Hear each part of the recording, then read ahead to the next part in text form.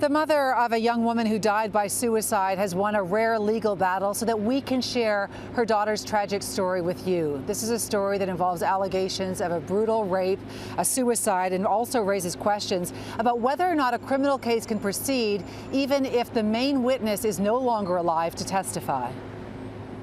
That's the little girl I gave birth to, and that's the little girl I held while she took her last breath. And I can't explain what that's like. Judi Coyle grew up into a beautiful, bubbly 20-year-old woman whose life, her mom says, turned to death after she was sexually assaulted at a friend's home last summer.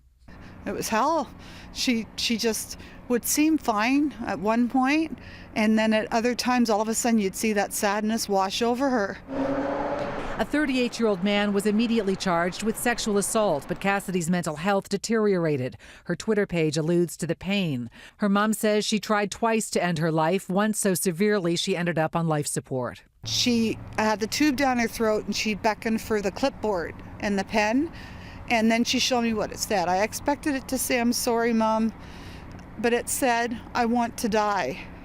A wish that was granted on a third and final suicide attempt in October.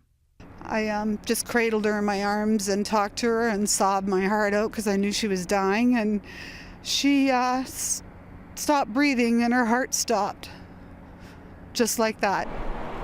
And now Judi Coyle is on a mission to make sure the case against the accused man goes ahead, even though her daughter isn't there to testify against him. The concern was because the defense has a right to cross-examine the witness, and if the witness isn't here anymore, there's no crime, so no victim, no crime.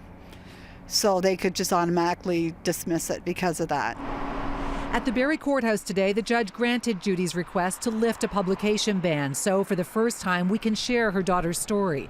And legal experts say while it is unusual, there is precedence for continuing the case without Judi's testimony. Would the defense have the right to argue that this case should be dropped because they can't cross-examine the witness?